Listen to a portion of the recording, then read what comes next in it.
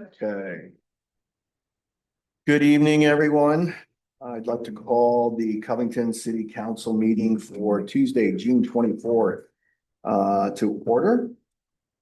Krista, can we have the roll call? Yes, Councilmember Soltis. Here. Councilmember Porter. Here. Councilmember Hartsock. Here. Councilmember Hartenhausen. Present. Councilmember Samomo. Here. Mayor Pro Tem Smith. Here. And Mayor Wagner. We have the quorum, Your Honor. Thank you. Could I get a motion to excuse Mayor Wagner? So moved. Representing us Second. at ADBC. All right, it's been moved and seconded. Excuse Mayor Wagner. All in favor, say aye. Aye. Any opposed? Okay, that's been excused. All right, would you all please rise for the Pledge of Allegiance? I pledge allegiance to the flag of the United States of America and to the republic States of America. one nation, under God, indivisible, with liberty and justice for all. Thank you. Do we have any changes to the agenda? No changes. All right, thank you. Can I get a motion to approve the agenda? So So moved. moved. Second. It's been moved and seconded to approve the agenda as is. All those in favor say aye. Aye. Any opposed? Moving right along. Reports from commissions. Do we have anyone from the Economic Development Council? No? Yeah, I'll go. Youth Council? No, through Arts Commission? Yep, okay. Hello, good evening, everyone. Thank you. I have a couple updates for you. So we had leadership from the Covington Quilters Guild, a local Covington quilting association with over 100 members, come to our June meeting and notify us that they are celebrating their 30th anniversary with a local quilting show at Jenkins Creek Elementary on July 25th and 26th.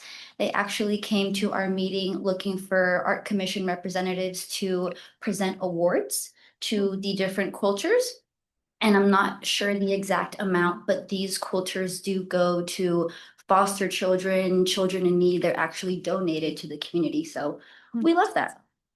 She plans on attending our August meeting for future collaborations and future ways that we can work together with the Quilters Guild.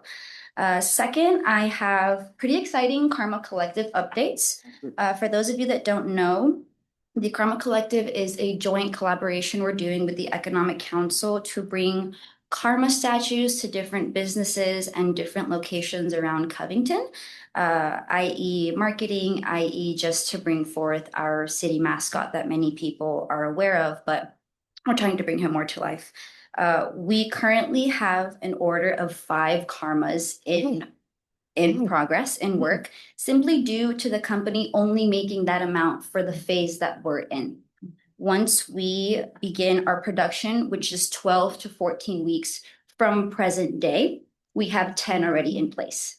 So great, yeah, but that's a pretty exciting update. And our city staff is looking to see if the Arts Commission could perhaps sponsor a community art contest for one of these particular karmas, and looking to see if that's something that we can do from our local artists.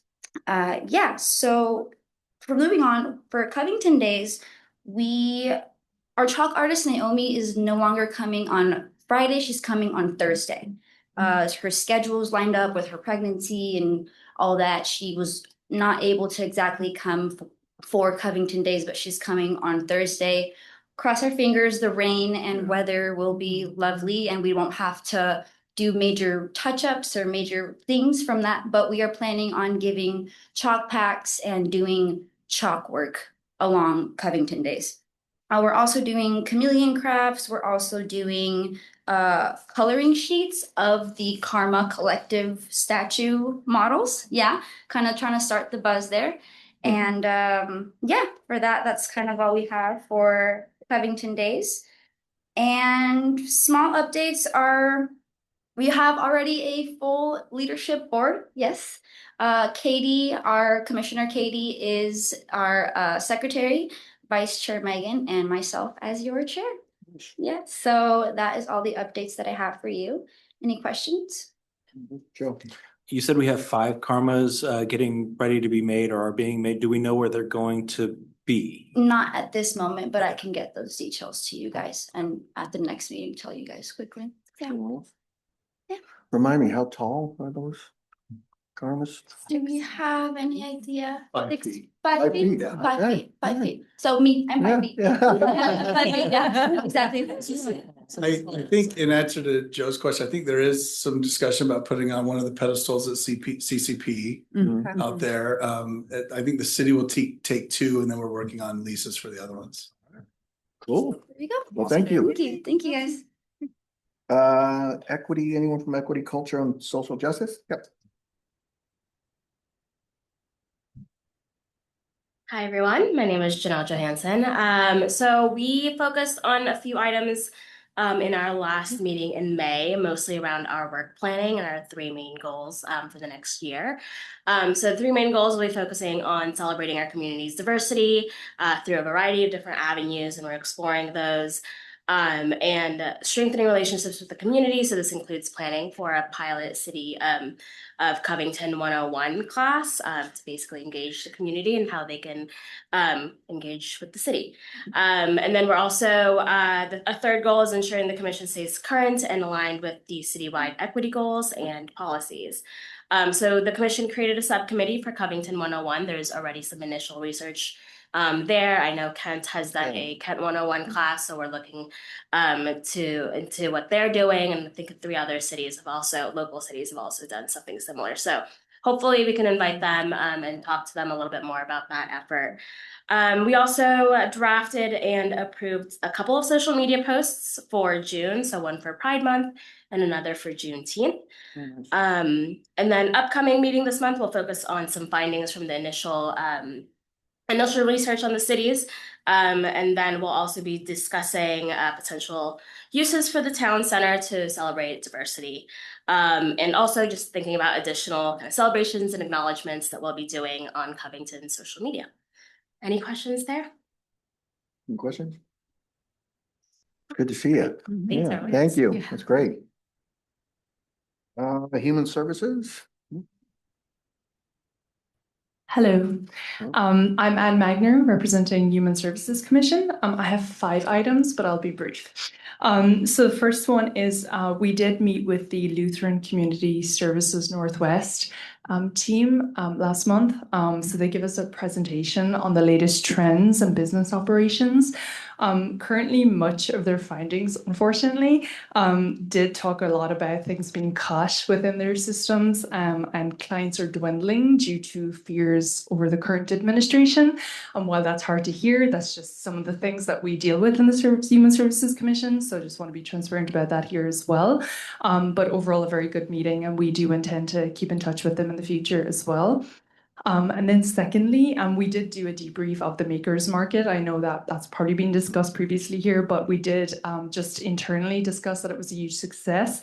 And that is more of what we want to do in the community moving forward as well. And I think one of the things we did confirm was that there's a huge service gap in just generally the senior community.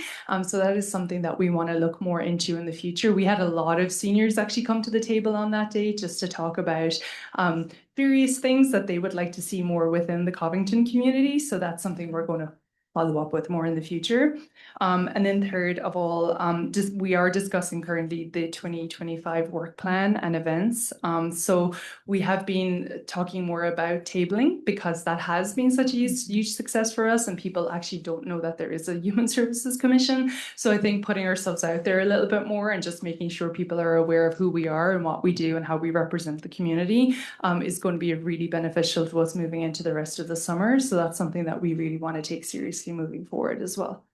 Then fourth, we did review a survey that we are also going to administer moving forward at some of those tabling events. So what that will help us do is primarily understand funding decisions. So based on some of the survey results, we really want to have some inputs into how do we actually use our funds moving forward? Is what we're doing currently making sense to the community? And then how can we maybe redirect some of those funds moving into next year, for example? So this is all preliminary for now. We don't have the official survey ready, but when it is ready to go, I'm sure we'll have more information about it here. We just want you all to be aware of that as well in the future. And then lastly, we are looking to work potentially with the Parks Commission as well on a lending pantry joint project. So what this would do is maybe put some kind of looking more of like not a store bank. It's not a store bank, but more like how do we make sure we get food, for example, to less forgiving members of the community, like that just maybe don't have access to food and those types of items. So that is something that we are working towards. Totally to be decided, but something that we are considering, and again was a part of our agenda. So we want to be transparent with how we potentially want to move our funds moving forward as well. Any questions? Yes. Yeah, can you just describe a little bit about the partnership between the parks? Like what would that might be look like if in the vision that you all had? Yeah, definitely very to be decided. I don't want to misrepresent for sure like what we are intending to do, but it would be more sort of like if you look at like how we have like those lending libraries. Oh, okay.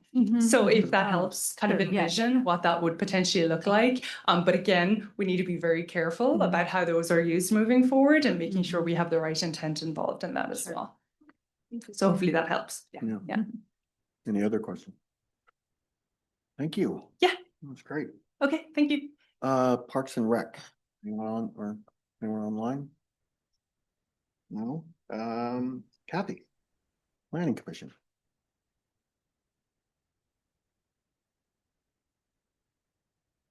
Good to see you. Good to see you.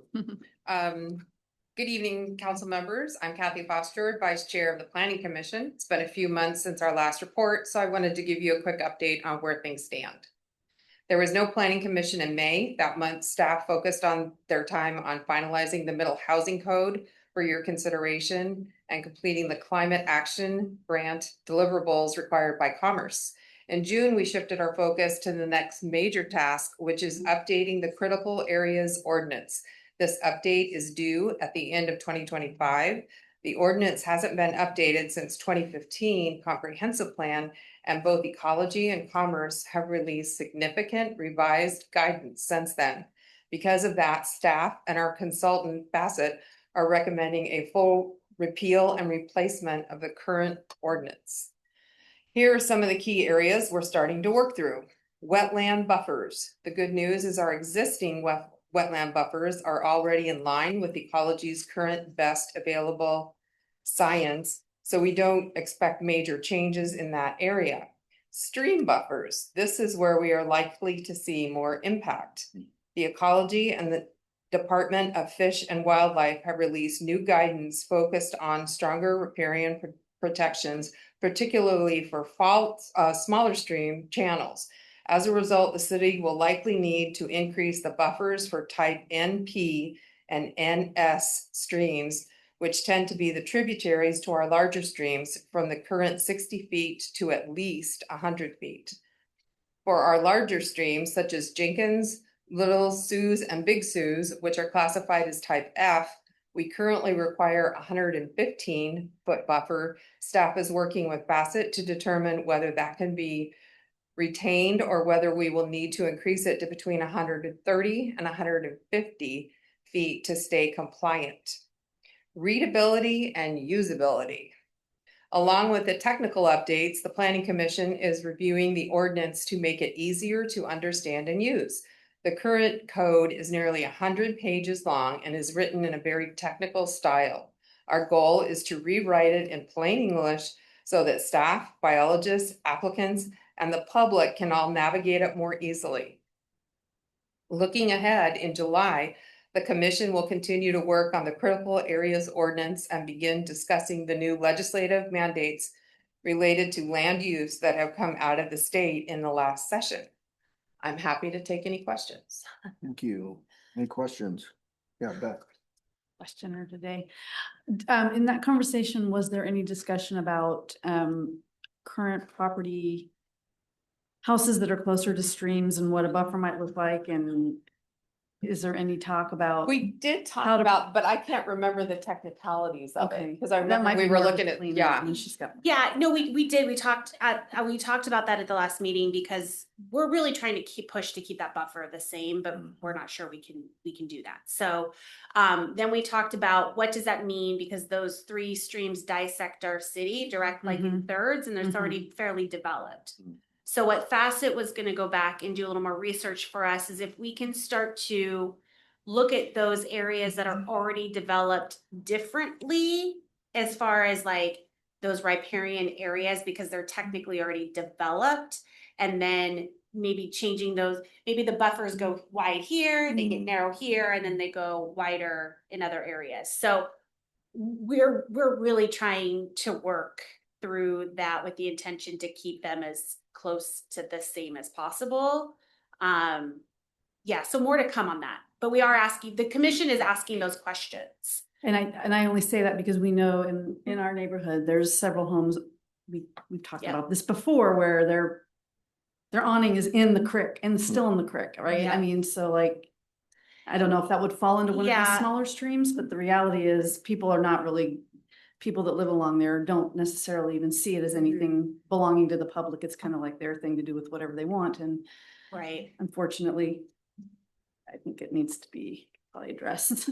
Yeah, we're gonna address things like that too, because the other thing the commission talked about on that same vein was, so if you had a tributary creek, even those smaller ones that were 60, now they have to be 100, that buffer might extend all the way out to the street in front of your house, right? And so if I come in and I wanna build a deck, or I wanna put a new roof on, or I wanna do these minor home improvements, is there exceptions that we can create to make that not be a complete environmental review? Sure. So those are some things that the ecology guidance touches on, but doesn't deep dive into. And so Facet's really looking at, the peer, everyone's doing this right now too. So that's also, we can't say like, oh, so-and-so did this, but we're all in it together. So Thanks. Yeah. Anyone else? Kathy, thank you. Thank you. Yep. All right, public communication, we don't have any, so we're now up to our first public comment period, so we're gonna read this. Speakers will state their name, organization, and whether they are a Covington resident. Comments are directed to city council, not the audience or staff. Comments are to be related to city business. Comments are not intended for conversation or debate and are limited to 4 minutes per speaker. For attendees participating by Zoom, click the raise hand button. For attendees participating by phone, dial, is that a *9? That star? I can't read that. *9 to raise your hand. Once the city grants permission to speak, press unmute in Zoom and dial *6 to unmute by phone. Is anyone in the audience would like to address the council? Is there anyone online? Is there even anyone? I can't see that. No one? Okay, I don't know. Seeing no one approach and no one raise their hand, we will close this first public comment period, but there'll be a second one at the end of the meeting, so. We now move up to approval of the consent agenda. So moved. Second. Consent agenda has been moved and seconded for approval. All those in favor say aye. Aye. Any opposed? Okay. We're now up to new business item number 1. Consider an ordinance to repeal and replace chapter 12.15 CMC and chapter 12.35 CMC related to temporary street closures and right-of-way use permits. Selena. Hi, good evening, council. This code amendment before you tonight is really predicated on audit finding that we had quite a few years ago that we were just able to address. The audit finding basically said that our right-of-way use program, the permitting process, and our codes didn't meet the WCIA requirements around ensuring bonding and certain levels of financing. So we took that audit, we did a little bit of internal research on that. Turns out that a lot of this information was just kind of in other documents, it was in our street design standards, maybe a different section of code. And so Dawn and I got together and we talked about, well, maybe it's time we actually update this code section because it has never been touched since we've incorporated. And we have since refined our policies and our procedures for right-of-way use permit since then. So this code now mimics the procedure that we've been doing for right-of-way use permits, so now it's aligned. So that's really the big change that you have before you is just legitimizing our right-of-way use permit process. And if you see between the two exhibits, the existing to now, there's a lot more detail, there's a lot more clarity around what's expected. The other change in here is related to road closures. So that section of code also sorely outdated and King County standards. And it also had information that's not really pertinent to Covington. So we just addressed the street closure requirement in that section of code and then repealed the rest of it. So this is just an example of taking some outdated codes and updating them to current standards and how we do business. And I did provide a crosswalk in the staff report that kind of shows you where we made those changes with the intention of aligning our processes. And I'll also just mention this code, last meeting we talked about special events. I think in a future meeting, we're going to talk about mobile food units. We have checked that those three do align. So the cross references should be kind of pointing to each other. Perfect. And if there's any questions, I can take those. Questions? Okay, well, I'll entertain a motion. So moved. Second? So it's been moved and seconded to pass an ordinance repealing and replacing chapter 12.15 and 12.35 of the Covington Municipal Code relating to temporary street closures and right-of-way permits. I think Jennifer, speak to your Yes. motion, okay? Thank you for keeping us compliant and keeping our code updated and up to date. Thank you. And I think Debbie had the second. Thank you. Speak to your second. I agree with Jennifer. We need to update things that are so outdated and be in alignment with King County standards. So I appreciate what you and your staff do. Anybody else like to speak for or against the motion? Okay. It's been moved and seconded to pass an ordinance repealing and replacing chapters 12.15 and 12.35 of the Covington Municipal Code relating to temporary street closures and right-of-way use permits. All those in favor say aye. Aye. Any opposed? Motion carries. All right. Moving along, new business item number 2. Consider appointments to the Covington Economic Development Council. I'd like to move to appoint Daman Katra to fill a position on the Covington Economic Council with a term expiring July 31st, 2027. Okay, is there a second? Second. Okay. Been moved and seconded to appoint Daman Katra to fill a position on the Covington Economic Council with a term expiring July 31st, 2027. Beth, speak to your motion. Yes, thank you.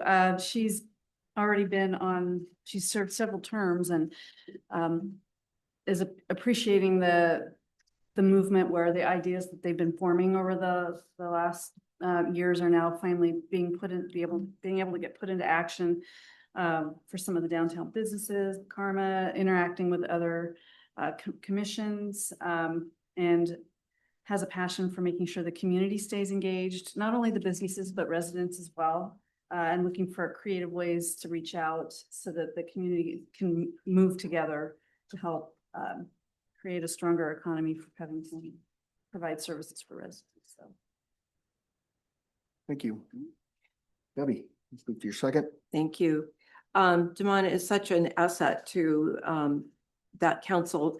She gave a lot of great answers on what she would like to see done differently, what her vision would be for the next 10 years.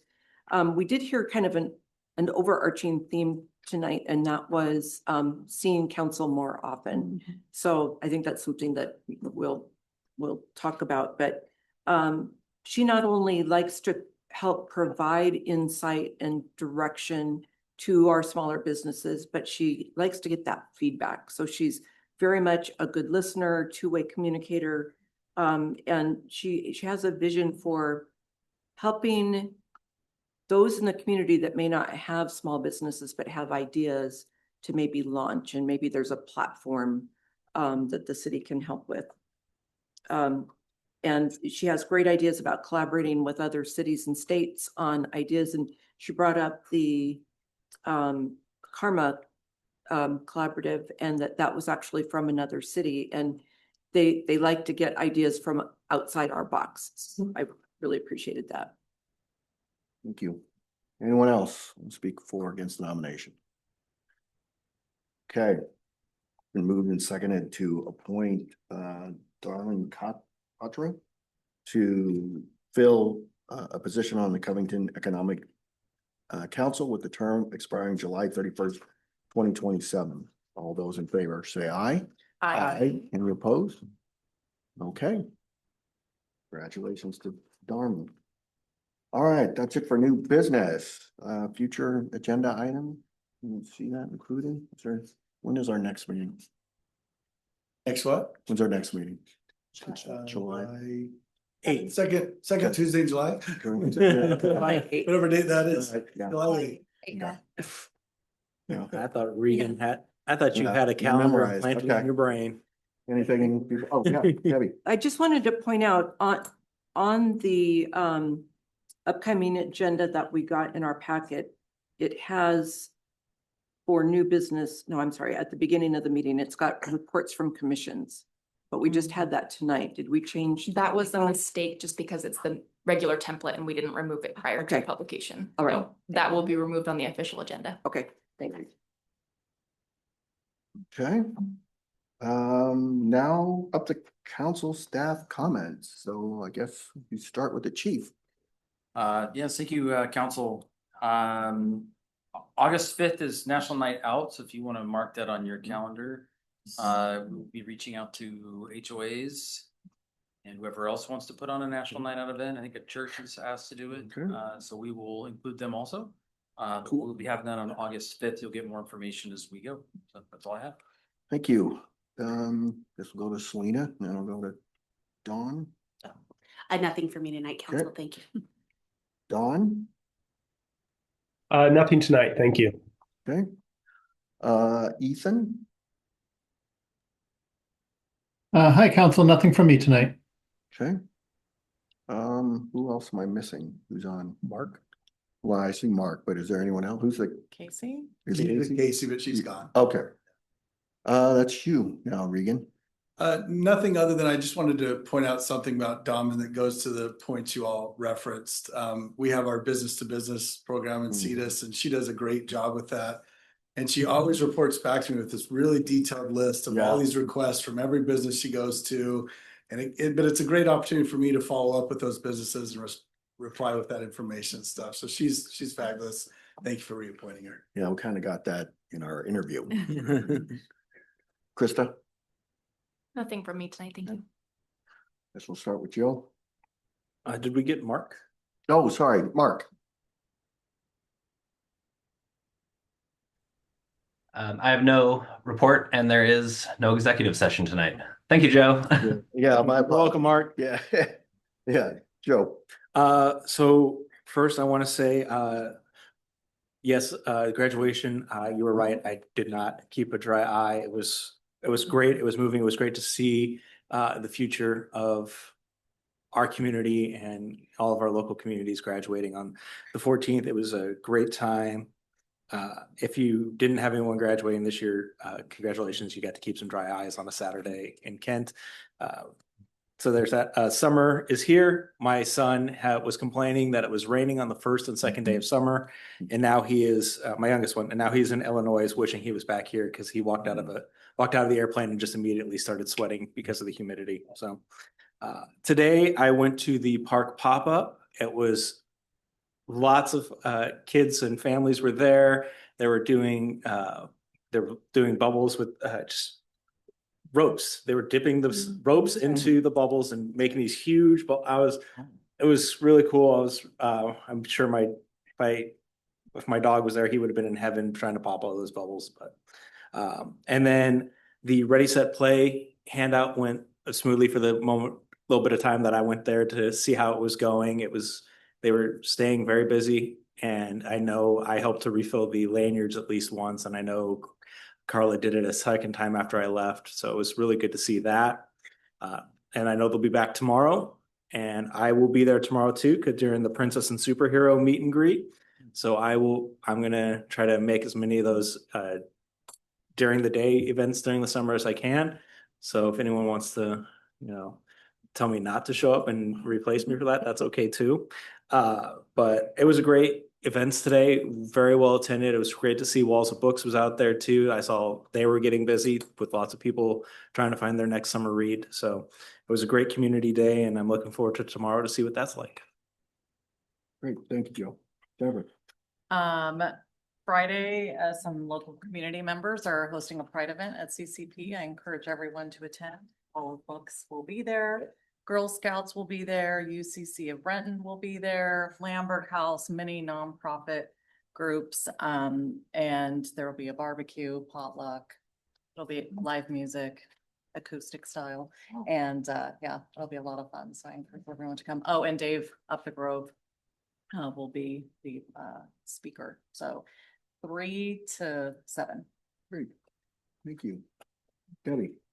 Thank you. At Skateboard, which was in person this month,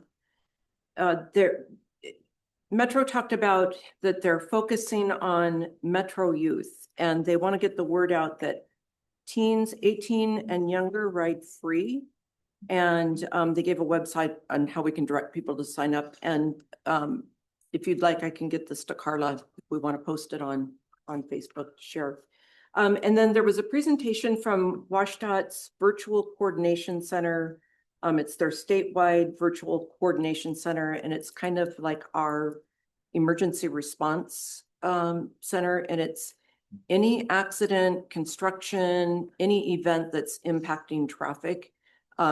Various agencies throughout the state report it into this entity, and it's all in real time. Chief probably knows more about it because apparently Covington PD was listed as one of the subscribers, but they then feed that information out to the various agencies. So it's good to know that there really is the state kind of watching over everything out there that could impact our traffic. They gave an example of when I think it was a bus crashed or a truck crashed at the I-90 bridge, and it stopped everything, and how they were able to they were right on it. So that is it. We are going to cancel our August meeting because two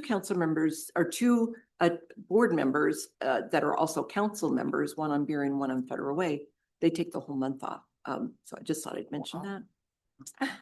I did say we take one meeting off. Hey, I just want to add something, Debbie. Yeah. The free fare. Yeah. That's also if the school districts partner with Metro, they will get a chance to make it so that if you turn 18, say you turn 18 in January, as long as you're still a student, you can get your Orca card still free. And don't know if the district knows that, so I was gonna go to the school board meeting tomorrow night. If no one has a problem with me kind of speaking as a council member at the school board meeting to inform them of that. If you do, I'll speak as a regular citizen instead. We okay with Joe talking about that with the council? As long as Mark doesn't give me a thumbs down, we're. All right, Okay. Yeah, Thank- that's important. yeah. We're done, Debbie? Yeah, Okay. thank you. Beth. Yeah,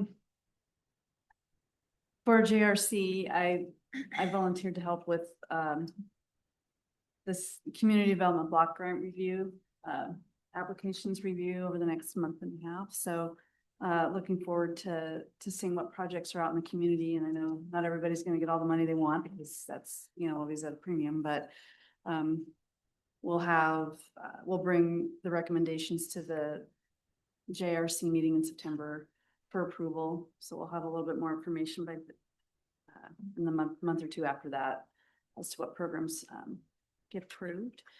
Had the opportunity to attend the Maple Valley Juneteenth event last week. Very festive.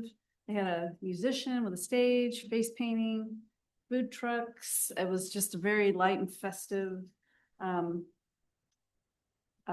event celebrating a positive moment in history. So would be maybe something we can bring it to at a summit agenda item for next year to see if there's anything we have the capacity to do in Covington. I know our resources are strapped, and if we pick from one, we have to pull from something else, but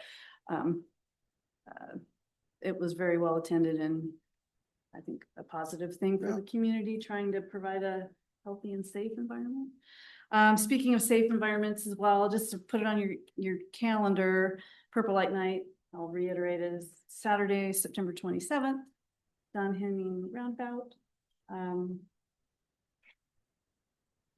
Help support from the city and Rotary and Fred Meyer, and there's some churches in the area that want to step up as well. So I think that's all I have. Okay, thank you, Beth. Christina. Thank you. It's been a quiet last session for me as far as Skip goes, but I will say, so I will have more information in the future, but I will say I noticed that our team, Don and his team, went through on several streets and trimmed bushes. And I feel really bad because I feel like I've been the bush police as far as it comes towards like emailing Regan and texting, and a couple of them got pretty concerning to me when I can't see, you know, but they did an amazing job, and they just cleared it right up. And I took another picture of Tyler standing next to the bush so we could measure it. But I really appreciate that, and I'm looking forward to everything the summer brings. I will not be here at the next meeting, but I will be at the following one. All right. Thank you. We'll miss you. I just have a couple things. I forgot last time I was here to update everyone that I responded to the Port of Seattle's invite to tour the SeaTac airport. There were about 10 to 15 city representatives. And we got to hear about their sustainability plan for the next 25 years, about $5 billion worth of investment in the airport there. They mentioned that the airport was built for a capacity of about 25 million people. They're currently at about 33 million, going to 50 million. And so they're talking about some of the things, and there's no space to expand there. So you can imagine they're trying to make improvements to the airport more sustainable. But they're looking at everything from electric vehicles to more fuel efficient fuel blends, no-kill wildlife management. They had some really interesting things for raptors we actually saw. So they have a problem with raptors going after mice and things like that on the runway. And they have traps that are set up to actually attract them, and then they collect them, and then they'll take them elsewhere to release them away from the airport. And they had one there. It was pretty amazing to see that it actually worked. So they will be communicating more and more on their plans over the next several years. They'd like to see more communities provide input on what they can and should do to make the airport more sustainable. And they definitely did also talk about probably the need for an additional airport here on the west side, but obviously don't have an idea where that's going to be or even when. So, and then, oh, sorry, I forgot. We actually got to do a tour all the way around the airport. And one of the things highlights was we got to stand at the end. You know, they have the extended runway with the big lights on it. You see them come over. What is that? The road to Burien or whatever. Anyway, we got to climb up there and see the planes come fly right over us. I uploaded a picture. I mean, you could almost touch them. It was amazing how close they were. So something out of Wayne's World. You ever saw that where they sit on the top? It was pretty cool. It was pretty cool. Sean, we're the last generation who's gonna Yeah. get Wayne's World references, so. Puget Sound Regional Fire Authority has a meeting last Wednesday. Things that came out of that, the interview for new chiefs will take place on July 9th. We do have 3 internal candidates, and so we'll be doing that evening. And then that'll be an executive session. And then later at another meeting, we'll come back from executive session and unless we need more information, discuss and then make a decision on who we want to hire for the new chief. So moving very quickly. We did get updates on recent responses and calls, one of which was sadly becoming more typical. There was an active shooter down in Kent in the warehouse district. As I understand, disgruntled former employee came down, was threatening employees there. I think all the employees got out, but he lit the building on fire. And unfortunately, so the police are called. The Puget Sound Fire could not actively fight the fire until it was determined there was no longer a threat. So the police department had to send their drone in and finally found the shooter was incapacitated and they were able to start actively fighting. But unfortunately, he lost his life. But that's some of the stuff that our fire department has to work with also and balance that between protecting themselves, protecting property, and protecting human life. So yeah, it was pretty tough. And then also, and I thought this was interesting, the Kent Police Department, I don't know if you know about this, chief, but they have a Chiefs Award that they give to people that help, and I don't know the exact definition, but help, protect the community, and additional things that support what the police department's doing. Anyway, they presented a award to one of the shifts at one of our fire departments, and I can get it more. They had a situation where there was they didn't go into a lot of detail, but there was a house that they responded to. It was a wellness call. And there were 3 kids, I think 16, 10, and 8, that were, as they put it, in a very unsafe environment. And so the police took those kids, and normally they would either call CPS or take them back to the station, but they couldn't do that. So they called the fire department, and they immediately came out and collected those kids and brought them to the fire station and made them breakfast, got them some toys that they have there, and just made them feel comfortable until they were able to get social services to come out and help with those children. So just, another thing, when you go into work, you don't expect to be, quote, babysitting that day, but they definitely stepped up. And I think they actually felt grateful that they were able to do that. So the whole unit got the award for that. So it was very moving.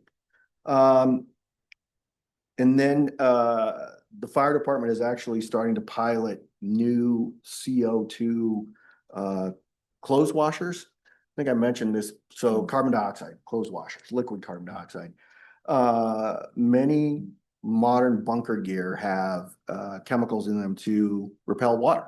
That's what they're meant to. They don't want the firefighters to get wet. Well, that's great for fighting fires, but it's difficult to clean them when the washer is using water. So they're working with a large manufacturer of these CO2 washers that the molecule is actually smaller than water and get in there and hopefully remove some of these carcinogens and soot and things like that. It's on their bunker gear. So it's going to be interesting to see how they do that and how successful it is and what, if any, secondary waste streams are created. But their Puget Sound Regional Fire is definitely on the cutting edge on a lot of these technologies. They want to do the right thing, but also they're motivated to help protect the health of their firefighters. So trying to figure out better ways to do the same thing. So